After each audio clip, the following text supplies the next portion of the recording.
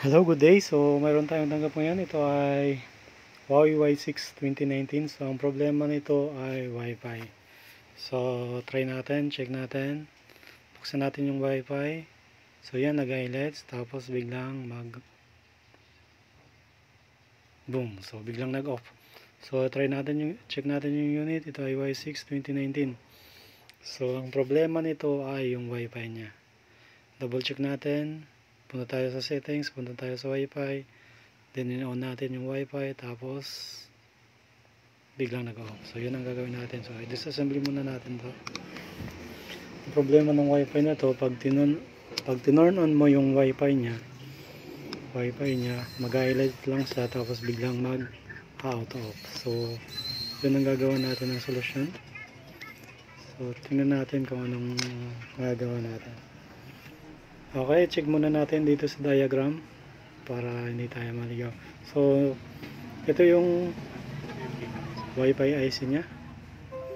Dito yung Wi-Fi section. So, at papunta to dito sa may CPU. Pero malamang hindi pa naman sa CPU yung problema ito.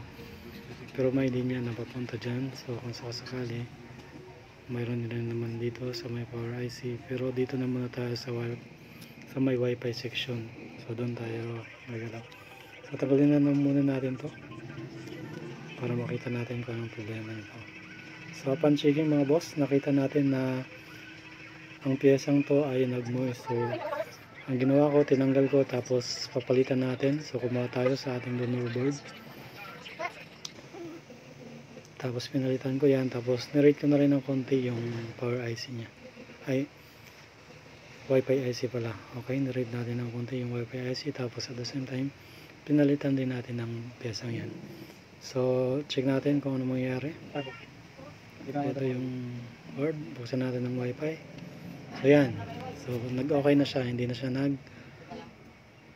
auto off yung Wi-Fi nya. So kung makikita nyo, basta yung mga Wi-Fi na available dito sa amin. So try natin i-connect sa Wi-Fi namin. So yan, connecting. So yan, connected na siya. So okay na. So okay na yung cellphone niya. Gumagana na yung Wi-Fi niya. Okay, try natin mag-search. Punta tayo sa my Chrome. Dito tayo sa my Chrome. Punta tayo sa Google. Then check natin. Try natin mag-search. Search natin KingTech Vlog. Okay, KingTech Vlog. Okay.